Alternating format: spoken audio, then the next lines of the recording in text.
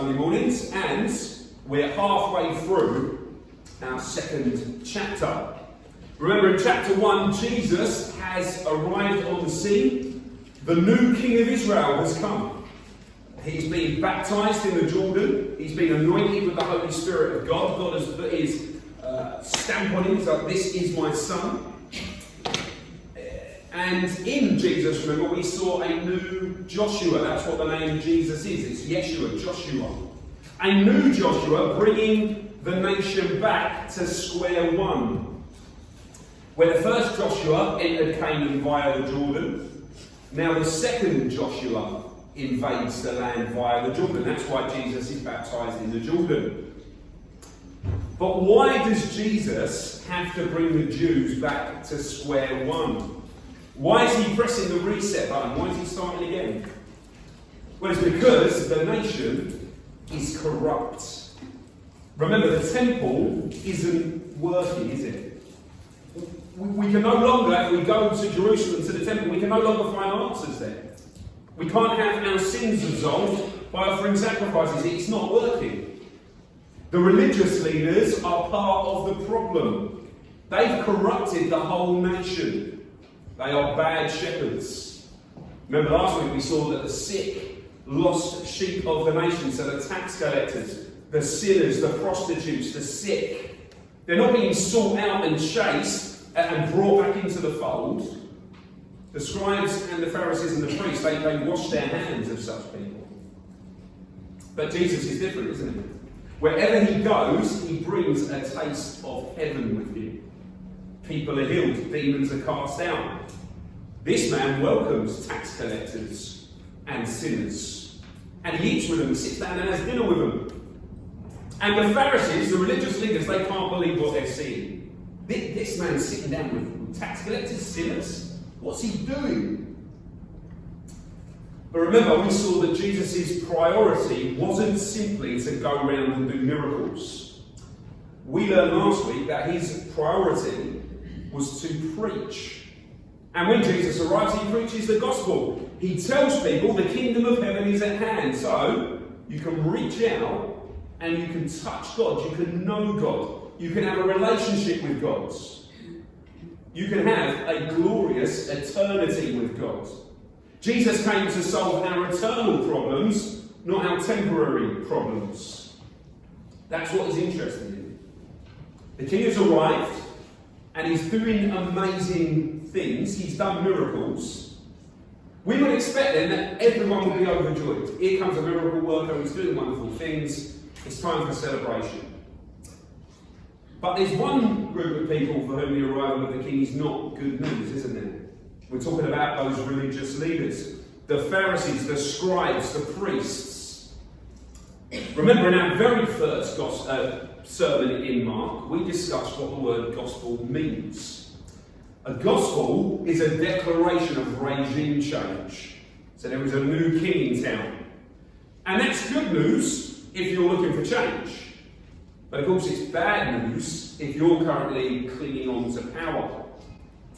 President Putin, when someone threatens him, what does he do? Well, his people suddenly end up being thrown out of hotel rooms, don't they? Or their plane seriously crashes. That's how people who threaten President Putin, that's how they end up. They end up dead.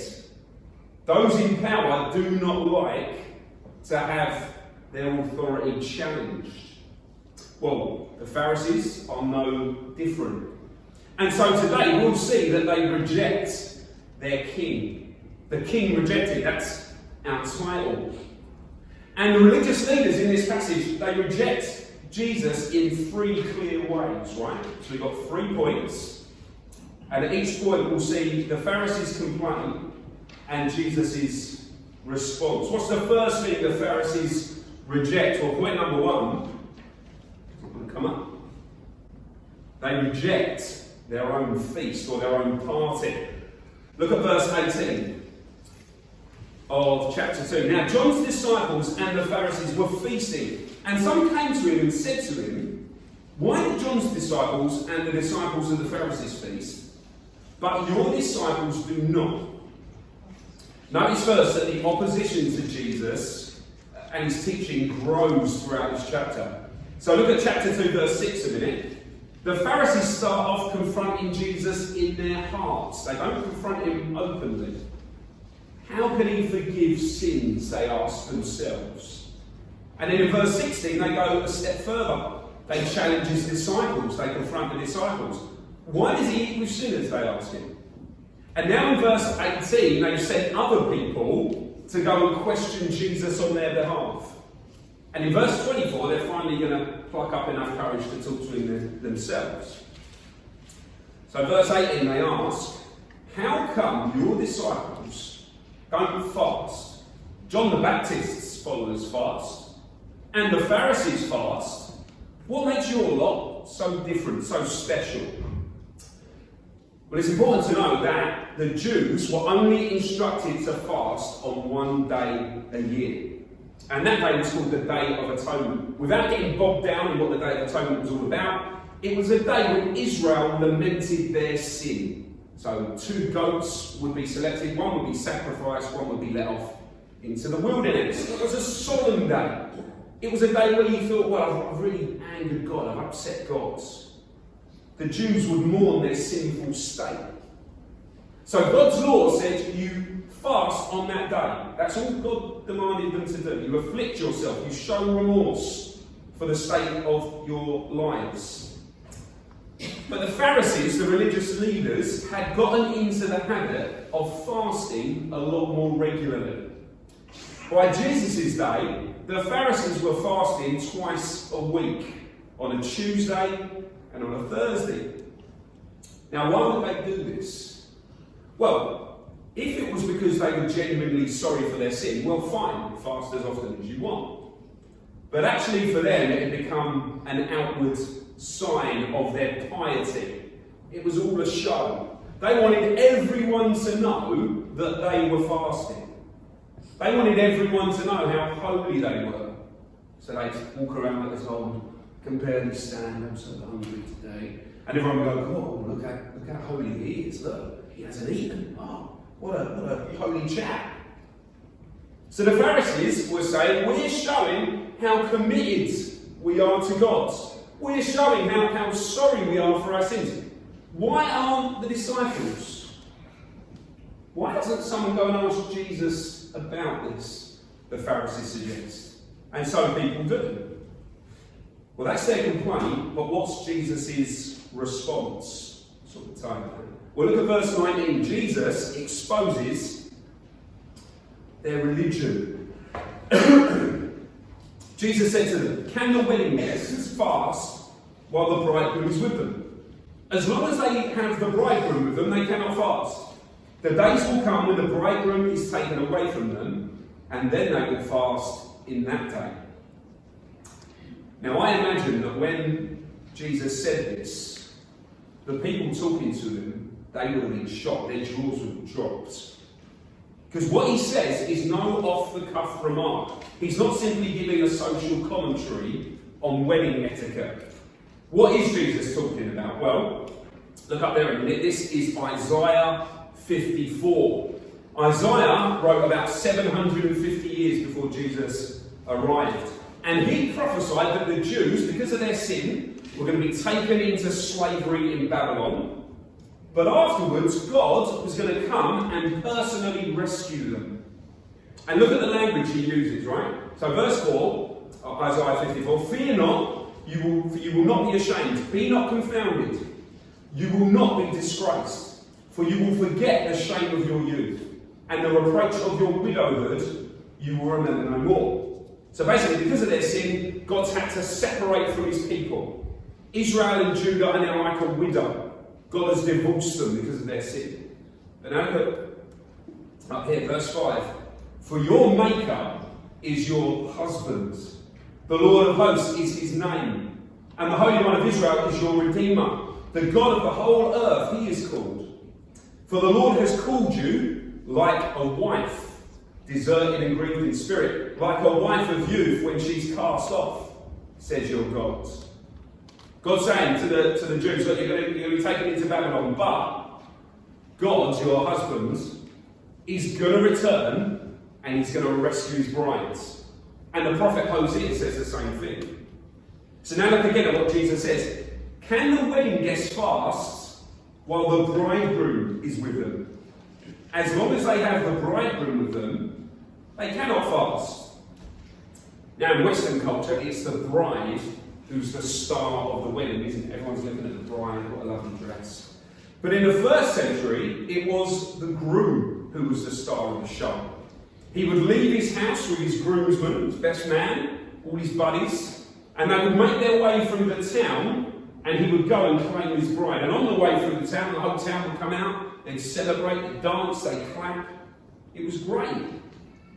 So here's Jesus laying claim to the fact that he is God's Messiah. He is the means by which God is going to rescue the nation, the brides. He is the groom promised in Isaiah and Hosea. Jesus is actually hinting at his divine nature. And therefore, just like a real wedding, the best man, the groomsmen, they don't fast, do they? They party, they have a feast, they have a celebration. Well, the disciples are my groomsmen, Jesus says. When I'm gone, they can fast then. But in the meantime, God's groom is here. But why are the Pharisees so unable to see this truth? Well, Jesus gives them two simple illustrations. Look at verse 21. No one sews a piece of unstrung cloth on an old garment. If he does, the patch tears away from it, the new from the old, and a worse tear is made. I won't ask you how many sets of clothes you've got. I've got a lot. In the 21st century, we've got loads of clothes, don't we? But in the first century, you'd only generally have two pairs of clothes if you were lucky. So you'd have your standard clothes, the clothes you'd wear every day, and then you'd have something nice, something that you wore on the Sabbath, or something that you wore if you were going to the temple. When your older shirt got damaged, so maybe the elbow started to wear away, or you got a couple of holes, you would patch up your current clothes. But what would you patch up your older clothes with? Well, you wouldn't go to your wardrobe and get your brand new Ralph Lauren shirt out, would you? And cut a patch out of it and stick it on your old Primark t-shirt. You just wouldn't do that. First of all, your new shirt is better than your old shirt. And secondly, all fabrics shrink a bit, don't they, when they're washed. So the new patch, when it went through the wash, well, it would shrink, and it would make your original hole smaller, it would make it worse. Jesus goes on, verse 22. No one puts new wine into old wineskins. If he does, the wine will burst the skins and the wine is destroyed, and so are the skins. But new wine is for fresh wineskins. Well, wine, when it's first made, it's still fermenting, it's fizzy. And as it gets older, fizz comes out and it expands, right? So new wine, you have to put it in soft, stretchy wineskins made of leather. So that when the gases expand, well, the bag expands with it. If you put new wine in old wineskins, it'd be like shaking up a can of Pepsi and pulling it. You get fizz everywhere. There's no stretch in an old wineskin. It's old leather, it's broken, it's brittle. You get fizzy wine bursting out the top, or it simply break the bag. New wine needs new wineskins. But what's Jesus really getting at? Well, as I said, Jesus is exposing the Pharisees' religion. Jesus is exposing the flaws of old Judaism. What have we seen today already? Well, the law of Moses was failing to keep the nation holy. The Israelites, the Jewish nation, were as corrupt as ever. The religious leaders of Jesus' day didn't care about the poor, or the needy, or the dispossessed. The priests, the Pharisees, were not interested in justice. They would take bribes, they would have their favourites. They were two-faced. They said one thing in public and did a different thing in private. So whatever they thought their religion was doing for them, they were wrong. God's King, God's Messiah was telling them, your ways, your religion, is like an old dirty cloak. It's like a tramp's t-shirt, a used wineskin, an old Evian bottle you see on the side of the embankment, railway embankment. You're not going to get that and drink from that, are you? The law of Moses cannot save anyone. The temple cannot make anyone clean. But Jesus says something new's arrived. Your new king has arrived. And Jesus does work. He will make you clean. So don't take what's new and try and make it fit the old. That's ridiculous. What's new is better than what has been. Jesus is reminding the Jews of his day. He's reminding us this morning that trying your best to keep the rules simply ain't enough to get you to heaven. That's the old way. That's the way of the world. That's the way of false religion. Try your best and you'll do it yourself. But we've got a new answer. We've got a new way. It's Jesus who makes us clean. Jesus washes us from our sin. How sad for the Pharisees. Their groom had finally arrived. They could have rejoiced and celebrated this new era. But instead they reject their own party. They reject their own feast. They take their party bag and they throw it out. Okay, second, the Pharisees reject their hero. Look at verse 23. One Sabbath he was going through the cornfields, and as they made their way, his disciples began to pluck ears of corn. And the Pharisees were saying to him, look, why are they doing what is not lawful on the Sabbath? Now let's wake you up a bit, right? Who can tell me what the Ten Commandments say about the Sabbath? What must you not do? Work, yeah, labour. No labour, no work. That's the command. Don't do any work on the Sabbath. So the big questions that the Pharisees sought to answer was, what constitutes work? How do you define work? So is driving your car to the park work? Is washing your hair, ladies, work? Is cooking a roast dinner work? And so to clarify, the Pharisees had produced their own particular rules to identify what work was. And they had 39 categories of work. And the third category revolved around farm work, reaping. And as the Pharisees saw Jesus and his disciples walking through the fields, picking the corn and eating it, they realised that Jesus' disciples were breaking their rules. There were 3 rules in particular that the disciples were breaking. Number 1, no reaping. So I don't know about you, but sometimes you're walking through the park or on a nice day out and you see those long bits of grass, don't you? With a little bit on it, you pluck them and you start playing with them and you get darts in front of the kids. That is a no-no on the Sabbath. You are not allowed to just pull bits of grass out. That is reaping. Can't do that. That's one step away from getting the combine harvester out. Second, no threshing. So no processing the stalk. You're not allowed to remove the actual grain from the ear. That's processing. You can't do that either on the Sabbath. And thirdly, no preparing food. The fact that you're rolling and crushing the corn before you eat it, well, you may as well be in the restaurant cooking for other people as far as the Pharisees were concerned.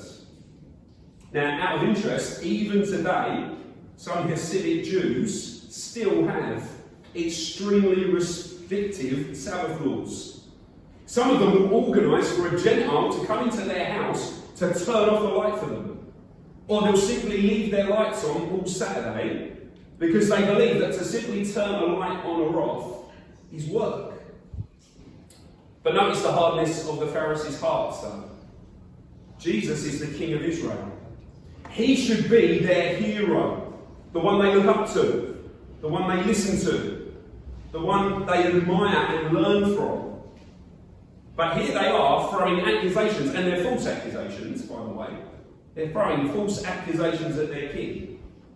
They're rejecting their hero. Well, what's the king's response? Well, Jesus exposes their ignorance, and he does so by drawing attention to a national hero. Imagine if someone foolishly said, No Englishman would ever smoke a cigar. Alright, it's just not something English people do. Well, you say, well, have you not heard about Winston Churchill? The most famous Englishman there is. He loved a cigar. Well, Jesus does the same thing. Look what he said in verse 25. I love this. I presume, as Jesus said in verse 25, he looks a bit puzzled. He's a bit amused. He says, well, you're saying that we're not allowed to eat when we're hungry? Really? Is that Pharisees? Is that your complaint?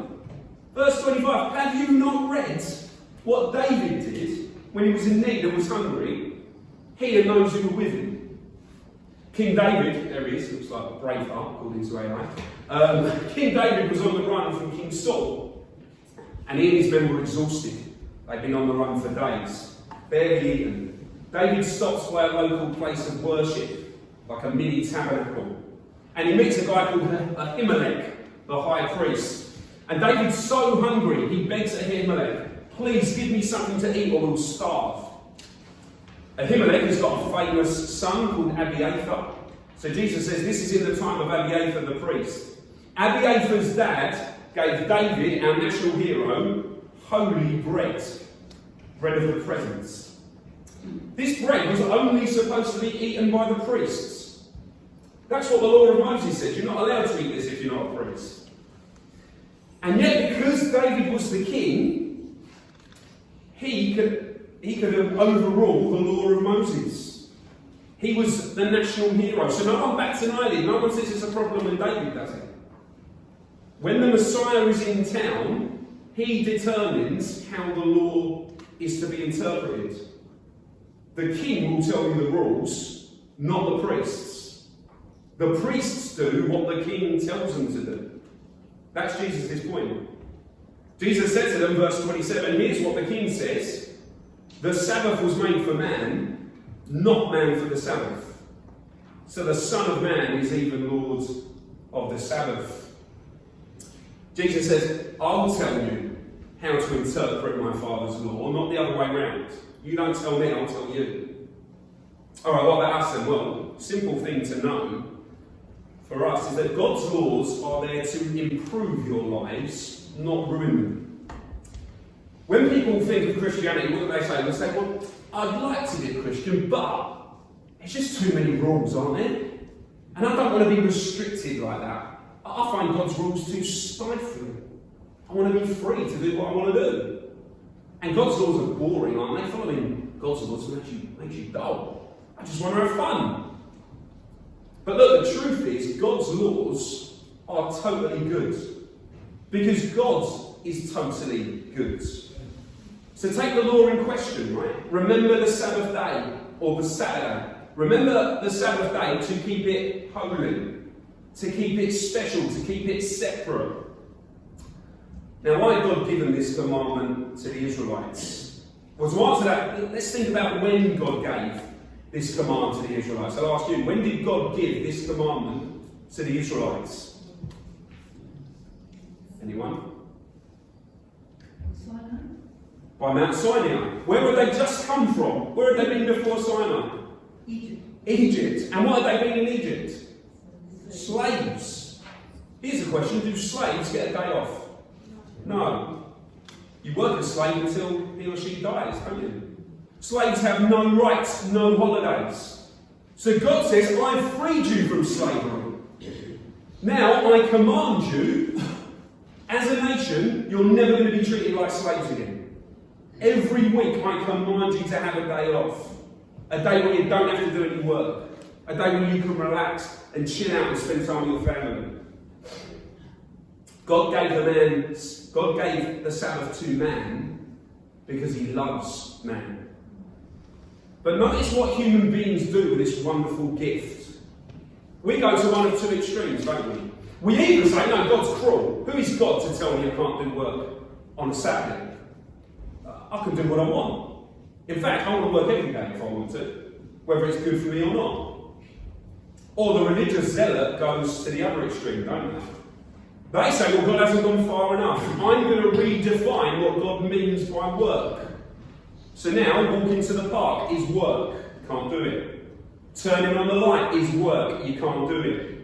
Sticking a chicken in the oven is work. You can't do it. See the point? Do you see how wicked human beings are? Even something beautiful and lovely like the law of Moses, and it's a great law, it's beautiful. God gave it to mankind for our benefit. But it turns to trash when people get their hands on it. That's why we need Jesus. That's why we need the Holy Spirit. We need God to write his laws on our hearts so that we can't corrupt them. He's got to make us new creatures because our old creature either rejects the law or defiles the law. Okay, thirdly and finally then, they reject their healer. Look at chapter 3, verse 1. Chapter 3, verse 1. Again, he entered the synagogue, and a man was there with a withered hand. And they watched Jesus to see whether he would heal him on the Sabbath, so that they might accuse him. This is more sinister than it first appears. A man with a withered, deformed hand probably wouldn't have been welcome in the synagogue proper. Usually the priests, the Pharisees, would have said, Clive, you stay by the door. Go and sit at the back. Or the window's open, just sit outside. You'll hear what's going on. But this week, to Clive's surprise, they say, we've got a guest speaker. Yeshua from Galilee. Clive, this week, come and sit. In fact, come and sit here, Clive. Come and sit right at the front. And Clive's overjoyed. The Pharisees have accepted me. At last, I don't have to sit outside. I'm part of the family, part of the team. But of course, the Pharisees are simply using him. They're setting a trap. Will the guest speaker, when he turns up, will he heal this man on the Sabbath? And again, they look at their rule book and they look at nursing. There's a section on nursing. And it's a definite no-no to heal someone when it comes to nursing. It's not essential for this man to be healed, is it? His life's not in danger. Having a withered hand doesn't mean he's going to die tomorrow. So Jesus could come back on Sunday or Monday. He could come back and heal this guy later. Why does he have to do it on the Sabbath? Will Jesus work on the Sabbath? That's the question. But think about how callous the Pharisees are. Do you see how wicked and twisted they've become? Do you see how they've got no concern for the injured or sick sheep in their flock? They don't care whether this man's cured or not. They've got no interest in his client, no interest in his health, no interest in him personally. They're just using him as bait. But notice Jesus is not threatened by them. In fact, he takes them on, and in so doing, he reveals to everyone the state of their hearts. That's what Jesus exposes. He exposes their wicked hearts. Jesus walks in, and the first person he sees at the front is this guy, Clive, maybe his hands tucked away. He's a bit embarrassed by his withered hands. This man's ashamed of his deformity. But look, verse 3. He said to the man with a withered hand, come here. Get up, stand, and come and walk to me. Jesus said to the Pharisees, is it lawful on the Sabbath to do good or to do harm? To save life or to kill? Jesus' sentence lands on the word kill. Did you notice that? Why? Well, because the Pharisees are already plotting in their hearts about how they're going to kill him. They're going to destroy him. Jesus is challenging them. He's saying, this is how far you've drifted from God. This is how far you've fallen from God. They're about to condemn Jesus for doing good. And at the same time, in their own hearts, in their own minds, they're going to do something far more wicked than break the Sabbath day. They're going to kill the innocent Son of God. Jesus has shone a light into their hearts. And look, they won't answer him. They were silent. Are the Pharisees going to tell the whole town that Clive doesn't deserve to be made well? Well, of course not. So they've got nothing to say. Verse 5, he looks around at them with anger, grieved at their hardness of heart. Notice, Jesus ain't what you might hear on songs of praise at the BBC. gentle Jesus, meek and mild. No. It doesn't tell us he was frustrated with them, or he was concerned with them, or he was disappointed with their attitude. He was angry. He was fuming. Jesus is totally good. His heart is pure. He's generous. He's loving. He's the good shepherd who heals the sheep. But here we see he's surrounded by bad shepherds, wolves in sheep's clothing. The physician has arrived with the medicine, and the Pharisees are saying, no, don't give him the medicine. We don't want him to see him. We don't want him to be healed. They're so twisted in their hearts and their minds that they can no longer determine between right and wrong. And as a result, they're just wrong. And so Jesus is rightfully angry. Jesus said to the man, stretch out your hands. And you can imagine the man doing it, can't he? He's not been able to work for years. Some historians say he was a plasterer, and he'd not been able to do any plastering. So he stretches out his hands, and it's restored. Does the synagogue erupt in cheering and clapping? I think it does. Does a man jump up and hug the young rabbi? I think he does. Do people gather around and there's Clive, all around Clive, he shows them my new hand, he starts clicking. He says, someone throw me something, and he catches the birds. This is the first time he's been able to do it. And for the first time in years, he can hug his wife properly. And she turns up at the door and there's a big scrum of people hugging and crying with tears of joy. Maybe one of the adult children joins and they will hug as well. And Jesus stands there with a smile on his face. Sheep are being fed. God's king, God's Messiah, the groom, has arrived. But look at verse 6. The Pharisees went out. They leave the celebration. They don't stay for the main service. They don't stay for the reading. They don't stay for the psalm singing. They go out. They went out immediately and held counsel with the Herodians against him, how to destroy him or kill him. Don't worry about the Herodians, we'll get to that next week. But notice the contrast. There's joy, there's celebration, there's happiness with Jesus. But on the outside, there's wicked humanity, planning wicked things. Well, to close then, what side are you on? Is there any of the Pharisee about you? Have you rejected Jesus, the bridegroom? We've learned now, haven't we, that the relationship between God and his people is like a marriage. God offers to join himself to you. Christ is the groom, we the church are his brides. Well, have you accepted Jesus' marriage proposal? He's offering you a marriage feast, a wedding reception. Now, what happens at a wedding reception? Normally, no offence, the older folk, they start to disperse around 10:30, don't they? We're tired, got to get up in the morning, can we go? But Jesus offers you a feast, a wedding celebration in the New Jerusalem, and he'll give you a new body that doesn't get tired. And where if you wanted to, you could stay on the dance floor forever. Don't reject that offer. If you do, you'll end up eternally like the Pharisees, won't you? In hell, back turned to the party, left out the celebration. In the darkness, still bitter, still twisted, spitting out hatred against the king forever. Have you rejected your hero? In any story, the hero comes and bravely saves those who can't save themselves. The hero makes sacrifices. The hero leaves the world in a better place than we found it. The hero goes on a hero's journey.